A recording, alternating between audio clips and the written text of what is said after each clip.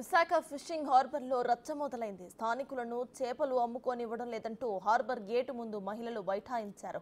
ఈ ప్రాంతంలో సంబంధం లేని వాళ్లకు అనుమతిలిస్తూ భూములు కోల్పోయిన తమ పొట్ట కొడుతున్నారని నినాదాలు చేశారు. విశాఖ ఫిషింగ్ హార్బర్లో వివాదంపై మరింత సమాచారాన్ని మా ప్రతినిధి రాజు అందిస్తారు. విశాఖ ఫిషింగ్ హార్బర్లో మహిళలు ఆందోళనకు దిగినటువంటి పరిస్థితి అయితే ఉంది. ముఖ్యంగా విశాఖ ఫిషింగ్ హార్బర్లో ఎవరిని కూడా అంటే చాలా మందిని స్థానికంగా ఉన్నటువంటి మహిళల్ని ఆ చేపలు అమ్మడానికి ఒప్పుకోకుండా వాళ్ళు అక్కడి నుంచి వెళ్ళిపోవమండడంతో ప్రస్తుతం అయితే ఆ ఫిషింగ్ హార్బర్లోకి వెళ్ళే మెయిన్ గేట్ దగ్గర బైఠాయించి వీళ్ళందరూ కూడా ఆందోళన చేస్తున్నటువంటి పరిస్థితి అయితే ఉంది. వస్తున్నటువంటి వాళ్ళు కూడా మొత్తము అంటే ఫిషింగ్ హార్బర్లోకి రావాలనుకునే చేపలు కొనడానికి కానీ బిజినెస్ పర్సన్స్ కానీ ఎవరు లోపలికి రావాలన్నా కూడా రాకుండా ప్రస్తుతం అయితే మహిళలు అడ్డుకున్నటువంటి పరిస్థితి అయితే మనం చూడొచ్చు. ఇంకో పక్క చూస్తే మొత్తం అంతా ఇటు ఫిషింగ్ హార్బర్ అంతా కూడా పూర్తి ప్యాక్ అయిపోయినటువంటి పరిస్థితి అయితే కనిపిస్తుంది. వచ్చినటువంటి వాళ్ళు వెళ్ళడానికి వీలు లేకపోవడంతో లోపలంతా ట్రాఫిక్ జామ్ అయినటువంటి పరిస్థితి అయితే కనిపిస్తుంది. ముఖ్యంగా ఇక్కడ ఉన్నటువంటి మహిళలందరూ కూడా వీళ్ళంతా ఆ మహిళలందరూ కూడా మాకు న్యాయం చేయట్లేదు, మాకు అన్యాయం చేస్తున్నారని చెప్తున్నటువంటి నేపథ్యంలో ప్రస్తుతం అయితే ఆందోళన కొనసాగుతున్నటువంటి పరిస్థితి ఉంది. అంటే ఎందుకు చేస్తున్నారమ్మా మీరు అందరూ ఇక్కడ కూర్చుని ఏం చేస్తున్నారు? కడుపు జరగట్లేదండి, అక్కడ కూర్చుంటున్నామంటే ఈ కోసం నుంచి కొద్దాక ఆలే అమ్మేసుకుంటున్నారండి. మమ్మల్ని ఎక్కడ దుకాణాలు పెట్టినా మమ్మల్ని పొరుగులు ఎట్టిస్తున్నారు.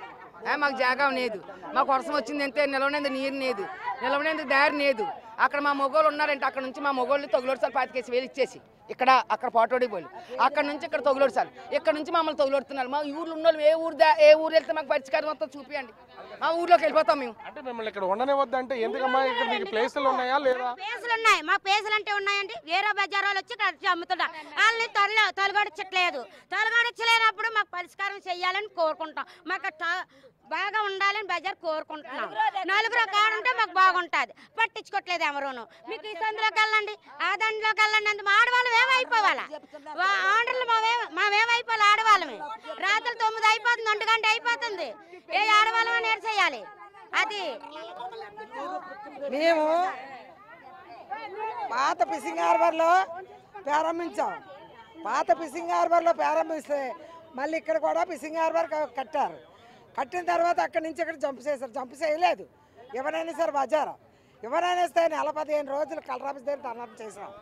ధర్నా చేసి ఆ ధర్నా చేసిన తర్వాత కలెక్టర్ గారు నెల 14 రోజుల నుండి నెల 15వ రోజుకి ఆర్డర్ ఇచ్చాడు. మీరు పెట్టుకోండి అమ్మా, మీకు ఇచ్చాం ఛాన్స్ అని. మేము వెళ్ళాం. వెళ్ళేటప్పుడు ఇప్పటికి ఎన్ని సంవత్సరాలు అవుతుంది? కనీసం 38 సంవత్సరాలు అవుతుంది. అంటే ఎందుకు జరుగుతున్నాము ఇప్పుడు? ఎందుకు చేస్తున్నారు మీరు? కావాలని ఎందుకు చేస్తున్నారంటే అందరూ ఇక్కడ పంపించారండి, అందరూ ఇక్కడ పంపించారు. అందరూ ఉదయం అమ్ముకుందాం అనేసి అనుకున్నామండి. కానీ అక్కడ చాలా మంది అమ్ముతున్నారు. రమ్మంటే మీరు రాము, మీరు ఏం చేసుకుని అంటున్నారండి. ఎందుకు అధికారులు మిమ్మల్ని పట్టించుకోవట్లేదు? ఎవరికైనా చెప్పారా? మీరు చెప్పినా కూడా వినట్లేదా?